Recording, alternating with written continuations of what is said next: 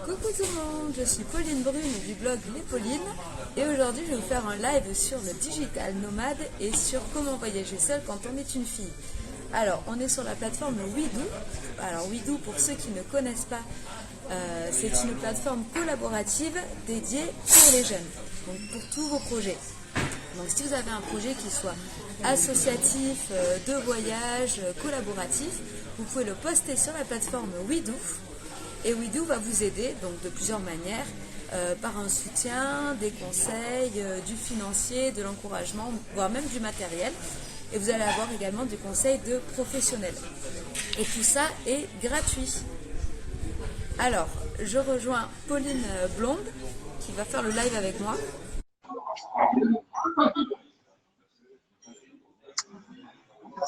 Alors, pourquoi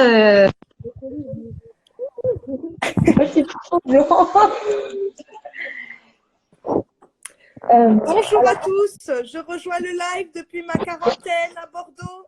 Je suis ravie d'être là. Alors oui, je vais pas expliquer pourquoi on fait le live en différé, parce que Coco Blonde a de la fièvre, elle est malade. Et dans ce climat de psychose nationale, on va éviter de se contaminer les uns les autres.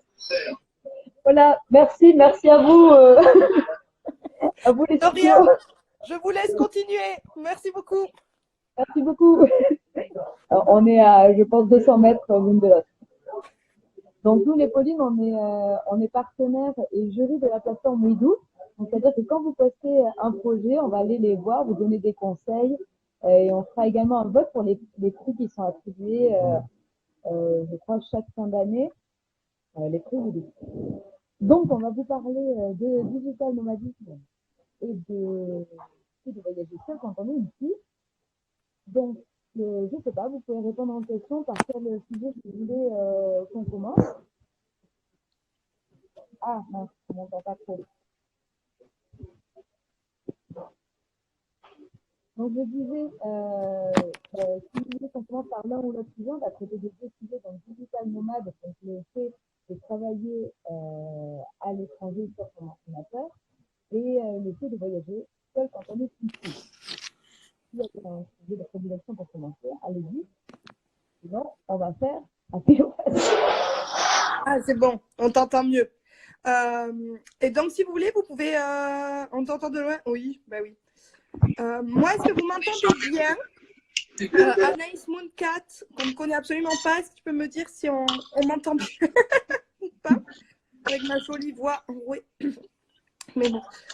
Du coup, n'hésitez pas à poser des questions. Moi, je vais passer sur la première partie, sur la partie digital nomade. Et après, je laisserai Popo Brune, qui a beaucoup moins de fièvre et qui est beaucoup plus... Ah oui, ben moi, on m'entend toujours bien parce que j'ai une voix qui porte énormément, malheureusement. C'est un don, une malédiction. Bon, tant mieux. Et après, Popo Brune, vu qu'elle rentre d'un trip de 9 mois en Amérique du Sud en solo, elle pourra d'autant plus vous parler de voyager solo quand tu es une fille. Mais bon, bon, ben, très bien. Ben, on va voir en fonction du live. Donc, digital nomade, qu'est-ce que c'est? Parce que c'est un mot qui peut faire rêver, c'est vrai, hein, dans le fond. Mais c'est un mot un peu barbare, un peu comme femme de ménage et technicienne de surface. Bon, ça veut tout et rien dire. C'est un grand mot qui englobe beaucoup de choses. Du coup, grosso modo, être digital nomade, c'est décider de voyager tout le temps, tout en pouvant avoir des clients à distance. Et voilà. Donc, vous avez plusieurs métiers qui permettent de faire ce travail de manière très efficace. Les deux premiers qui me viennent en tête et les plus simples, et c'est des métiers de freelance de base, ça serait bien entendu. Alors, je ne sais pas si vous m'entendez bien parce que je pense que Popo Brune, tu es peut-être proche d'une cuisine. Non. Ah oui, parce qu'il y a des petits cris, mais bon, vous nous dites. Oui, oui, voilà, il y a des bruits de fond, vraiment. Peut-être si tu peux le mettre en off, ton son. Oui. Voilà. Ou alors c'est un enfant. C'est soit des bruits de cuisine, soit un enfant. Ça fait presque sensiblement le même son. Donc, mais oui, là, ça va. Du coup, les métiers principaux pour être digital nomade, je dirais que c'est développeur web, créer des sites web et graphiste. Pourquoi? Parce que c'est les deux métiers historiquement où... Ah bon, mais moi aussi, vous m'entendez pas, Ali Roll? Vous me dites, Ali Roll, si c'est peu audible. Moi, je m'entends très bien, mais bon. Du coup, je reprends. Développeur web et graphiste, ce sont les deux métiers qui sont le plus facilement ah bon, c'est bon, à faire à distance, tout simplement parce que c'est les deux métiers. Ah ben parfait. C'est les deux métiers qui sont historiquement les plus sujets à être freelance. Pourquoi? Parce que les agences, normalement, elles n'ont pas besoin de salariés à temps plein dans ces moments-là. Donc, elles font appel à des extras, des gens sur des missions fixes et qui peuvent très bien se faire à distance sans être salariés au sein d'une boîte.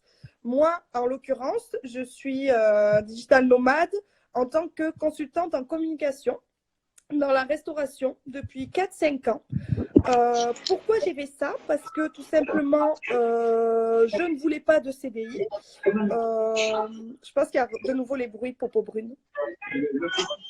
Bon, mais du coup, je vais couper. Je sais pas comment on fait. Ou alors, il faudrait masquer Ah, mais là, c'est bon. Ah, du coup, je fais ça parce que je ne voulais pas de CDI. Même pas parce que je voulais être digital nomade, c'était vraiment que je ne voulais pas de CDI. Du coup, je me suis orientée vers ce domaine-là et je voulais... Non, mais c'est pas possible, Popo. Allez. On entend trop. Je pense que les gens, ils entendent. Ouais. Ben, je sais pas comment on fait. Essaye de le cacher, ton truc, ou d'enlever tout simplement l'oreillette, ou... Je sais pas. On entend tous les gens autour de toi. Ben ouais. Ben, si je coupe le live. Ben oui, si tu coupes le live, on est embêté aussi. Mais bon. Là, on n'entend pas. Là, ça va. Là, c'est bon? Ouais, ben là, on t'entend. Oui, c'est très bien. Ben, j'aurais compris.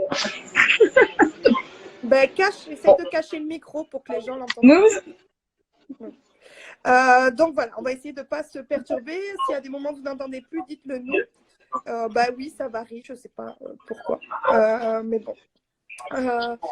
Donc voilà, je fais ce métier-là depuis 4-5 ans, ce qui me permet de voyager de manière assez régulière quand je veux, où je veux, tout en ayant mes clients. Au début, j'avais des clients tous les mois. Enfin, tous les 6 mois, maintenant, je fais des contrats à l'année. Comme ça, pendant 1 an, je suis sûre de gagner plus ou moins mon argent et je peux aussi planifier. Mes clients, je les vois je dois les voir tous les 2 mois environ, souvent à Paris. Donc, ça me permet de voyager au long cours, chose que je ne fais plus depuis 1 an. Là, je vais repartir en Australie, par exemple. Avec le coronavirus et tout, plus les incendies, c'était problématique. Mais disons qu'avant, j'étais partie 8 semaines entre Bali et Dubaï. J'étais partie 3 mois entre le Canada et New York. Et tout ça en travaillant à distance. C'est-à-dire que je gagnais mes sous comme si j'étais en France, sauf que j'étais à distance. Pendant ces moments-là, en général, l'appartement que j'ai, que depuis récemment d'ailleurs, mais je le sous-loue à des gens. Ne le répétez pas trop parce que c'est pas trop légal, mais bon, on le fait tous. Donc, quand je parle longtemps, je le sous-loue à des gens pour avoir de l'argent. Sur place, je prends souvent des sous-locs et tout. Bonjour Simon. Parce que c'est moins cher. Et c'est moins cher, grosso modo, qu'en France. Dans tous les cas, nous, quand on part en voyage, il faut dire que la France, c'est un pays assez cher. Et donc voilà, donc les avantages, c'est qu'on peut travailler d'où on veut, quand on veut, on prend les billets d'avion dernière minute. Moi, je suis la reine du dernière minute, hein, parce que je me dis, ah tiens, je veux aller là. Donc du coup, ça c'est hyper pratique. Je peux prendre les billets d'avion les jours les moins chers, je suis flexible, vous voyez, à 2-3 semaines, enfin même à 6 mois. Bref, moi je pars vraiment quand je veux et plus ou moins où je veux. Et par contre, les inconvénients, bien sûr, comme toute personne qui est en auto-entreprise ou en entreprise individuelle ou qui lance sa boîte, c'est que c'est considéré comme précaire en France.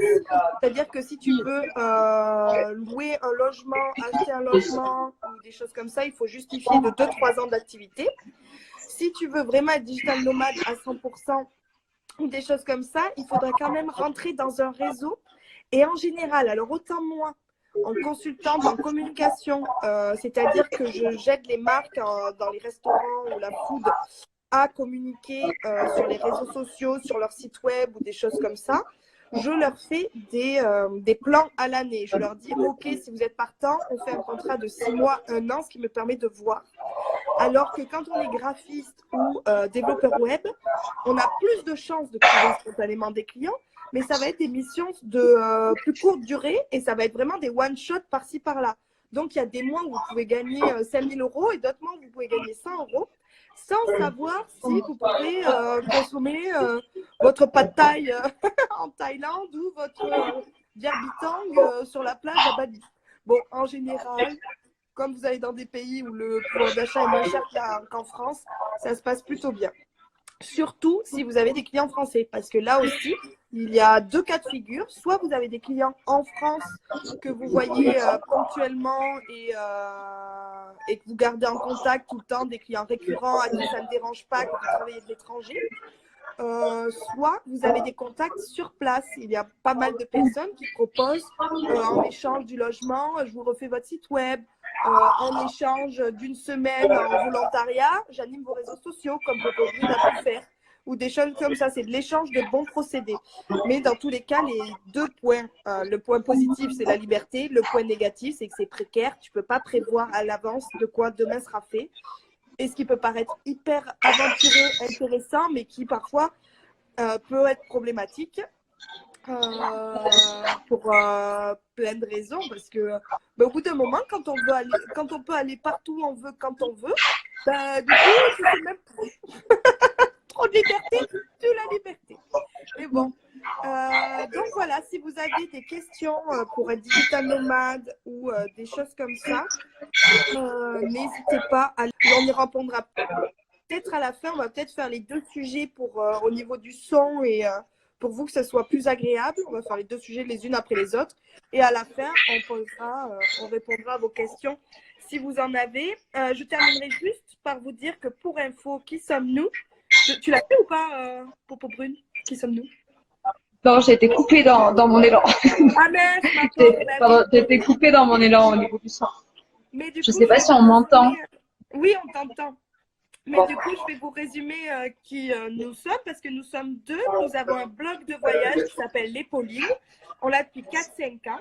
On l'a créé à la suite d'un tour du monde qu'on avait gagné avec une marque de doudoune qui, en échange de ce tour du monde, nous a demandé, à distance bien sûr,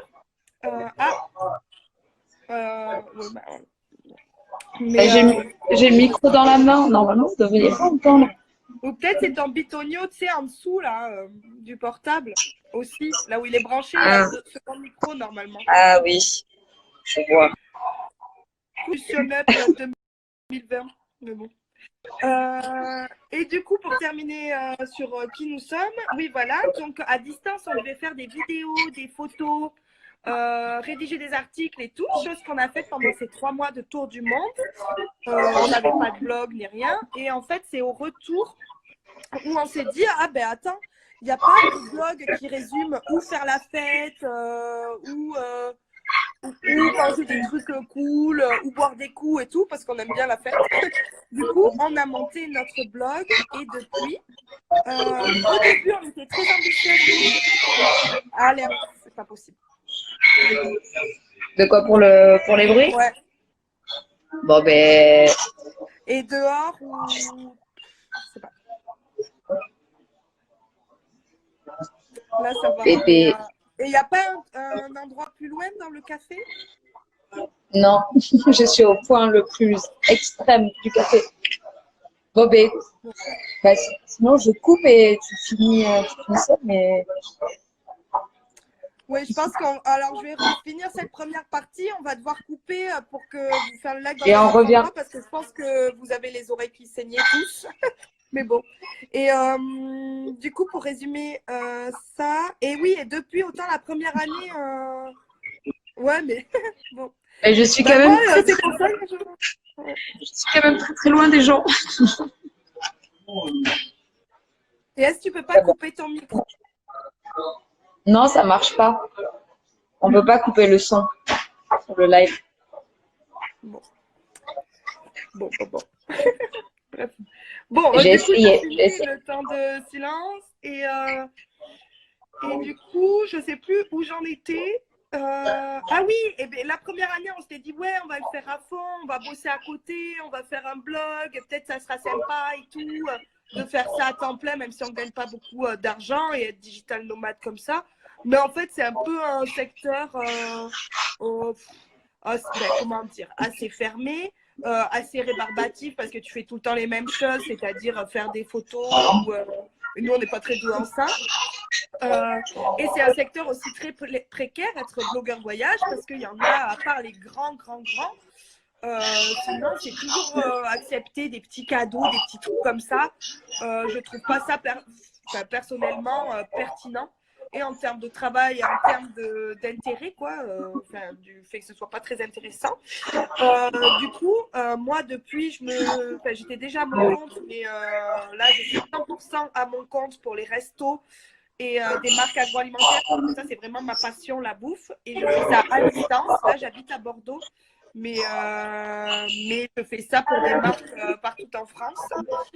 Et Popo Brune est partie là, elle a fait salarié. Elle a fait salarié comme si c'était un job. Mais elle a fait salarié et elle vient de rentrer de 9 mois de voyage en Amérique du Sud où elle va vous parler de... juste après, on va couper, on va revenir. Oui, on coupe et je reviens dans 2 minutes. Je sors du bar. À tout de À suite. C'est sympa ces zooms.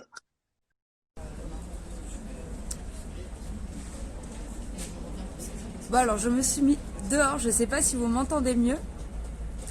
En tout cas, il n'y a personne. Alors, j'attends que les premiers arrivent avant de continuer.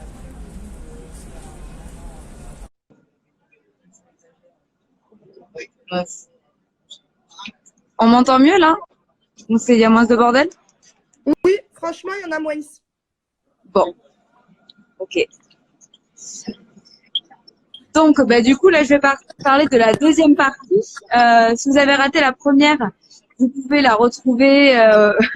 On parlait de digital nomadisme et Widou remettra dans les petites stories pour le résumé avec Popo Blonde. Donc, moi, maintenant, je vais vous parler de voyager seule et plus spécialement voyager seule quand on est une fille. Mais bon, les conseils que je vais vous donner, ça vaut vraiment pour et les mecs et les filles. Donc, le premier conseil que je vous donne, c'est bien réfléchir sur quel type de voyage vous voulez faire.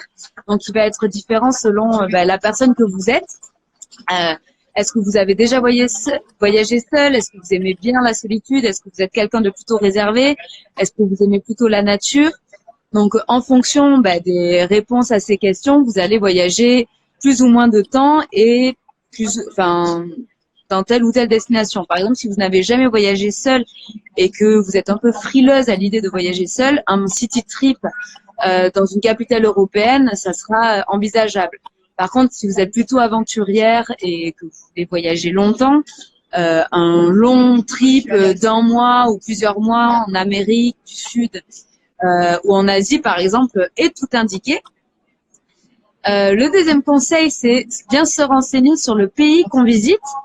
Ça vaut vraiment pour tout le monde. Donc, en fonction des coutumes, on va pas s'habiller de la même manière dans des pays musulmans, par exemple, que dans des pays bouddhistes ou dans des grandes capitales. Donc là, faut vraiment se renseigner et aussi apprendre sur la population et sur les traditions et ranger un peu son frein de nos idées, si on est féministe, etc. On va pas le montrer directement. On va d'abord respecter les valeurs et les idées du pays avant d'imposer les siennes. C'est aussi ça un peu l'idée du voyage. Moi, du coup, souvent je voyage solo. Je suis une pro pour voyager solo dans les pays musulmans, ce qui est un peu con en soi pour une fille. Mais du coup, je sais pas comment je me retrouve, mais à chaque fois, je suis solo dans des pays musulmans. Et même si, je sais pas si je suis féministe, mais bon, on est tout un peu les filles, on est comme ça. Mais du coup, je fais quand même attention à mettre des longs pantalons et à me couvrir les épaules. Et même si je trouve ça pas cool, dans le fond, de forcer des femmes à porter ça, ben, je respecte la culture locale. Et franchement, les pays musulmans, c'est hyper respectueux pour le statut de la femme. Il n'y a pas à dire. C'est vraiment les gens les plus sympas, les gens qui vont le plus t'aider en fait en trip, les pays musulmans. Tu sais pas pourquoi ils doivent se dire oh là là, elle s'est perdue, elle, qu'est-ce qu'elle fout toute seule, la Ziza là, perdue au fin fond du Maroc.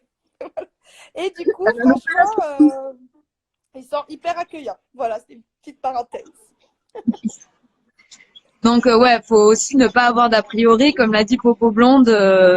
Voilà, donc on arrive dans le pays, on voit un peu comment ça se passe, on apprend des coutumes et une fois qu'on a compris et intégré tout ça, on peut laisser libre cours à son moi intérieur et un peu à essayer de s'adapter au pays. Et du coup, l'un des troisièmes conseils est important, c'est au niveau de la sécurité. Le plus gros conseil, c'est vraiment s'écouter. Donc, même quand il y a tous les feux qui sont ouverts, mais que vous le sentez pas, que ça soit pour une ruelle à traverser, une activité à faire, une soirée là, enfin, voilà. Qu'importe la raison, si vous ne le sentez pas, ne le faites pas. Voilà.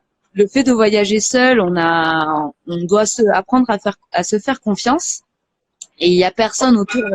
Quand on est seul, on n'a pas ses amis autour, on n'a pas sa famille. Donc, toutes les personnes qu'on va rencontrer, ce sera des nouvelles personnes. Donc, la personne à qui on doit le plus faire confiance, c'est soi-même. Donc là, c'est vraiment le conseil le plus important et qu'on doit vraiment suivre, c'est s'écouter et apprendre à se faire confiance. Et à l'inverse, moi, je trouve que trop se faire confiance, à un moment, quand tu es trop en confiance dans un nouveau pays, c'est un peu comme, vous savez, les accidents de la route, la plupart, c'est quand on rentre chez soi dans les derniers mètres.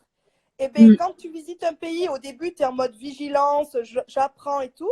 Et une fois que tu es en mode, je suis en confiance, et ben moi, c'est là où j'ai perdu tous mes iPhones, où je me suis tout fait voler, des trucs. En fait, au moment quand tu as trop il faut un juste milieu. Il faut se faire confiance à son instinct, mais pas trop avoir la confiance parce que tu es quand même à des milliers de kilomètres de chez toi. Donc, dans tous les cas, même si la galère, tu aurais eu la même chose en France, ça va être plus compliqué parce que tu es loin de tout, et que tout est plus compliqué quand tu es loin de chez toi, que les gens parlent pas ta langue, que tu n'as pas la bonne CB, que tu n'as pas le bon numéro d'assistance.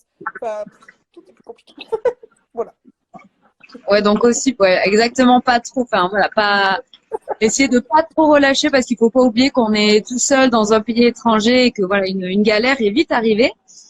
Et si je peux donner des petits tips, pour parer ce type de galère, essayez de partir avec 2 cartes bancaires parce que voilà, vous pouvez la perdre, vous pouvez se faire bloquer.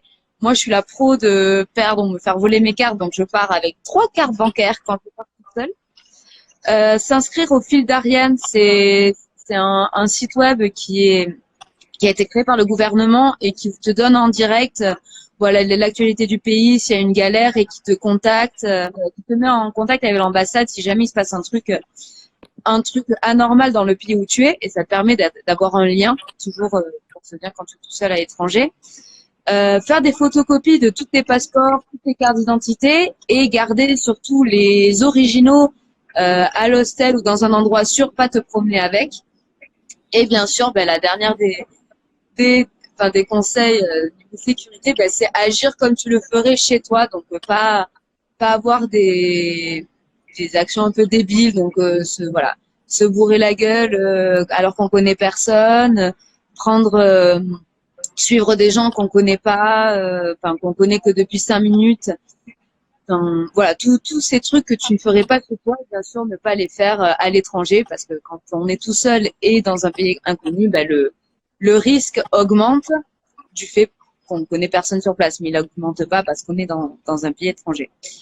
Voilà, je ne sais pas si j'ai essayé de faire très très vite, mais du coup j'ai un peu survolé. Pareil, Pauline, on a parlé du statut de digital nomade juste avant, pendant un quart d'heure. Donc si vous avez des questions, on a encore quelques minutes sur l'un des 2 sujets. Allez-y, c'est le moment. C'est le moment. Et en parallèle, pour ceux qui nous rejoignent au fur et à mesure, Nous sommes désolés de ne pas être ensemble, ce qui était prévu à la base dans un endroit calme et cosy, qui est mon appartement à Bordeaux. Mais je suis malade et je rentre d'un trip très exotique en Belgique, le nord de la France et carnaval de Dunkerque. Mais du coup, avec la fièvre et tout, on m'a dit restez enfermés chez vous 2 jours. Donc voilà. Oui, Fil d'Ariane, le site dont. C'est gratuit pour s'inscrire. Voilà. Et en termes de. Après, moi, ce que j'aime bien voir dans les lives, c'est quand les gens ils racontent un peu leur vie. Mais bon, moi, je suis très voyeuriste. Mais je dirais en termes de galère qu'on a eu quand on est une fille en voyage, hormis, bien sûr, les agressions ou quoi, qu'on a de la chance, on n'a pas vécu, nous. Mais par contre, après, quand tu es une fille, c'est vrai que les flics corrompus ou l'abus de confiance ou des choses comme ça, c'est plus facile, d'autant plus dans un pays où tu ne parles pas la langue. Bon, voilà. Et nous, on a vécu de nombreux vols. Là, on est les premières sur le vol, que ce soit à l'arraché, par oubli, par méga. On les a tous fait. Ouais, tout. Dites un vol, on a eu. Et ça, franchement, c'est pas grave, c'est que du matériel. Enfin, vous voyez, bon. Mais quand tu es à l'étranger, quand tu perds du matos et que tu as une carte SIM à bloquer ou que tu peux pas repayer, enfin, c'est galère. Et c'est pour ça qu'il vaut mieux multiplier les matériels en partant, comme disait Popo Brune. Voilà, conseil principal. Et quand vous êtes digital nomade, d'ailleurs, moi, avant, j'avais un PC qui plantait assez régulièrement. Les PC à l'étranger, c'est impossible à réparer. Alors que maintenant, depuis 3 ans, j'ai pris un MacBook qui a déjà planté 1 ou 2 fois. Et le point positif, c'est que vous avez un Apple Store, ils vous font tout dans la journée quasi ou dans les 2-3 jours. Donc, franchement, au niveau du matériel, c'est quand même pratique d'avoir des MacBooks ou de rester longtemps dans un pays parce qu'il y a plein de pays où tu n'as pas la Fnac ou des choses comme ça. Et genre, aux États-Unis, on était en panne de matos, appareil photo, et on a fait, mais je pense, je sais pas, 300 km pour trouver un mec qui vendait juste des batteries d'appareil photo. Enfin, franchement, voilà, digital nomade aussi, faut taper sur du gros matos de base, même si c'est un coût, mais après, tu voyages plus tranquille et tu es sûr de pouvoir travailler à distance. C'est ton outil de travail, hein, donc faut mettre des frais au début. Voilà. Il y a le bruit du tram. Si vous avez des questions, peut-être que là, ça vient pas tout de suite, que vous en avez plus tard, vous pouvez nous les envoyer sur notre boîte de réception Les Paulines, donc LESPAULINE, et on répondra à toutes les questions sur le statut de digital nomade ou le fait de voyager seul, qu'on soit un garçon ou une fille. Mais bon, nous, on s'y connaît plus parce qu'on est des filles, donc nos conseils s'adaptent à tous, bien sûr. C'est inclusif. Voilà. Merci beaucoup. Et si vous voulez avoir des nouvelles de ma maladie aussi, vous pouvez nous suivre sur Les Paulines. Si vous n'avez plus de nouvelles de nous, appelez l'orthopède. Bon, ben merci à Widoo de nous avoir reçus sur leur chaîne. Pour ceux qui connaissent pas, qui sont rentrés par Les Paulines, allez voir si vous avez encore une fois des projets. Widoo vous aide sur plein de bases, de financières, matérielles, de conseils. Donc, Widoo, la plateforme collaborative. Et si vous avez des questions sur les 2 sujets, @Les Paulines. Merci à tous. Passez un bon week-end. Merci Pauline, Brune. Profitez bien. Merci. Je rends l'antenne. On reste au duplex. Adieu de la quarantaine. Ah oui.